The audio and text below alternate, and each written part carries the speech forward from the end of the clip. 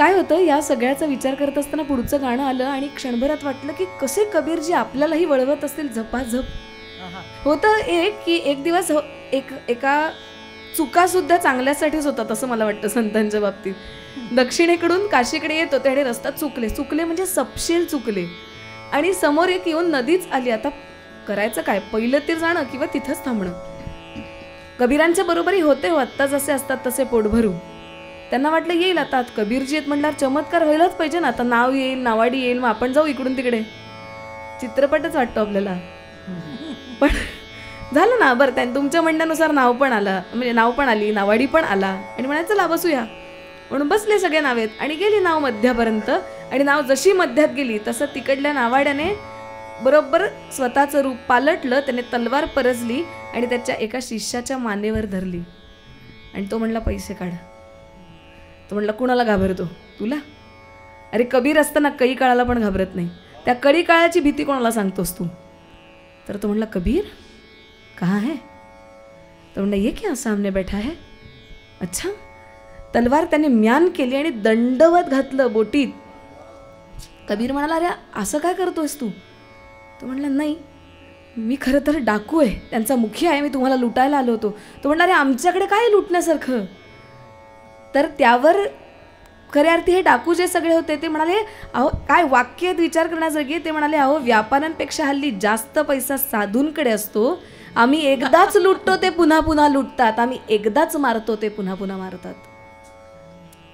मार्मिक वाक्य आहे, खूप विचार करण्याजोगं. कसा साधू पाहिजे? कबीरजी म्हणतात की साधू तो ऐसा चाहिए की जैसा सूप सुभाय, सारक सारक हो गेही रके थोथा देई उडाय. इतक्या सहजतेनं की बरोबर सार आपल्याकडे ठेवतो आणि टर्फलं उडवून देतो. तेच कबीरांनी केलं. सांगितलं काय करशील बदल. पहिल्या तीरावर गेले आणि आधीच्या तीरावर सगळे डाकू असणारी सगळ्या व्यक्ती पलीकडच्या तीरावरती जाऊन माणूस झाल्या. हेच घडलं पाहिजे. लूट रामनामाची करता आली पाहिजे. हे जेव्हा कळतं तेव्हाच सारं होऊ शकतं. पण भोजनपटू आपल्या असणाऱ्या भजनपटू कसं होता येईल? कधी होता येईल? जेव्हा पुढची व्यक्ती जी काही सांगू पाहते कबीर नावाची अवली असं मी काय म्हणू पाहतीये. सादर करते गौरीताई.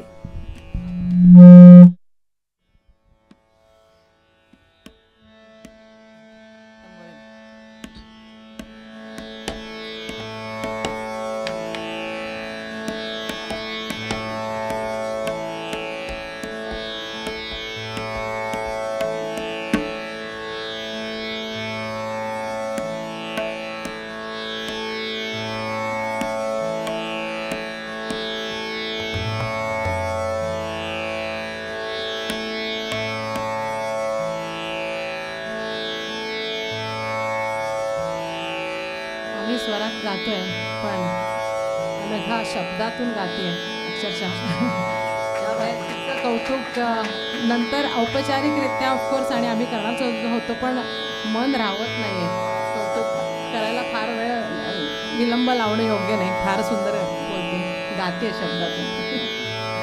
दुसरी एक गोष्ट, ज्या स्वरांमधून आम्ही हे पोचवत आहे आमच्या गुरूंची आशीर्वाद कृपा आहे आणि शब्दांची सरस्वतीची कृपा अनघावर राहायचे. आम्ही सर्व आमच्या गुरूंच्या मुळ्यात समोर बसलो. पण ही जी कॉम्पोजिशन्स आहेत आणि कबीरांना गातो आहे. कबीर हा एक वेगळा विषय हाताळण्याचा एक आमचा प्रयत्न.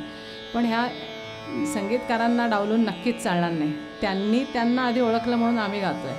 त्याच्यामुळे आता मी जास्त करून माझे गुरु अभिषेकींची पदं सगळी गाते कबीरांची.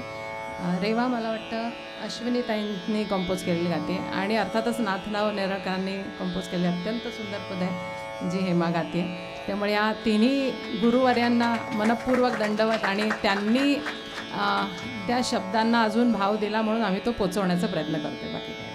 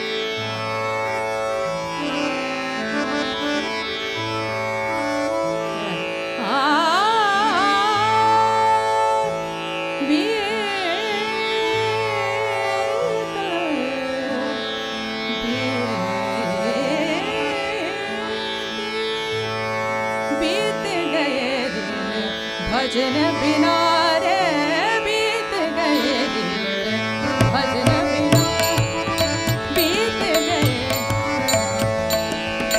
बीत गए दिन, भजन बिना रे बीत गए दिन, भजन बिना रे बीत गए दिन, भजन बिना रे बीत गए दिन, भजन बिना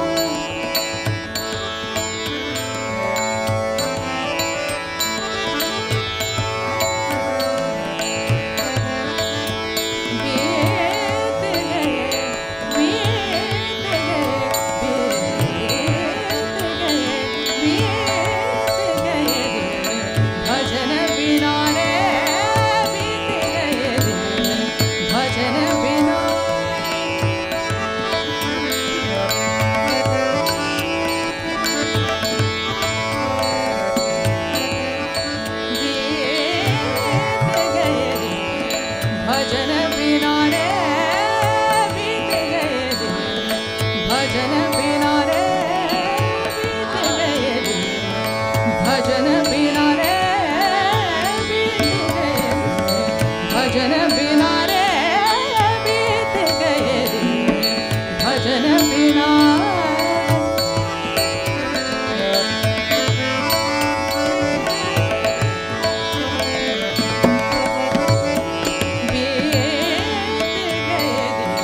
भजन बिना बाल अवस्था के न गवाई, बाल अवस्था के न गवाई, बाल अवस्था के न गवाई, जब जो बन तब मोर धनारे बीत गए दिन, भजन बिना रे बीत गए दिन, भजन बिना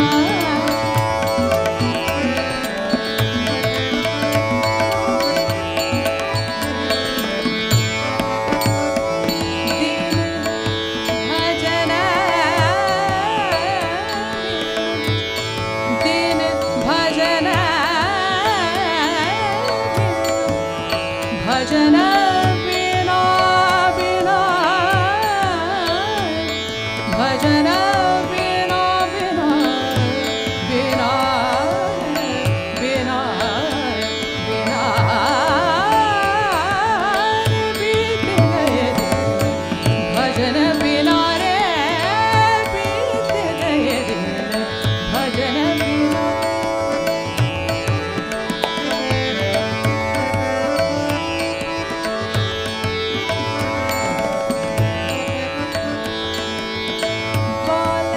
अवस्था खेल गवाई, बाल अवस्था खेल गवाई, बाल अवस्था खेल गवाई, जब जो बन तब मन धनारे बीत गए दिन, भजन बिना रे बीत गए दिन, भजन बिना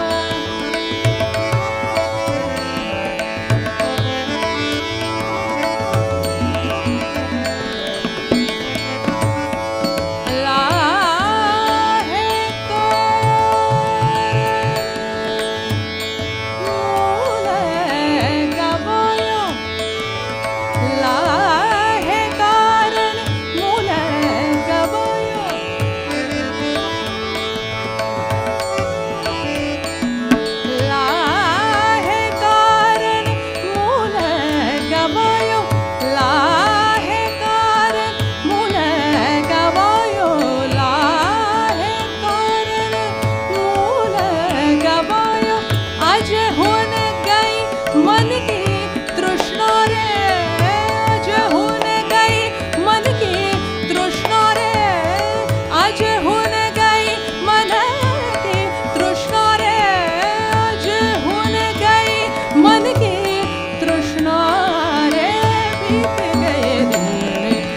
भजन बिना रे बीत गए दिन भजन बिना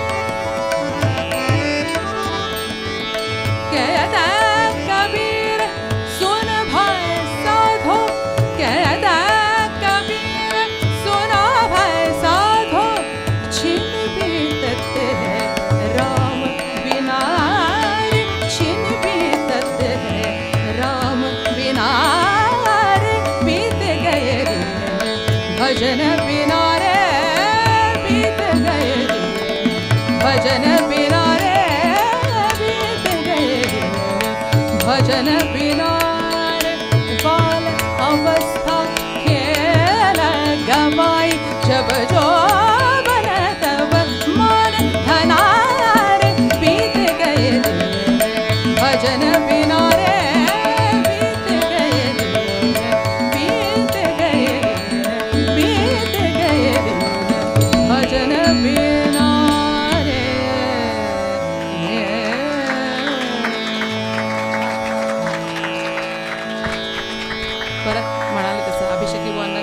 सर्व कंपोजर्सना त्या कंपोजिशनचं श्रेय नक्कीच. अप्रतिम गौरीताई, अप्रतिम.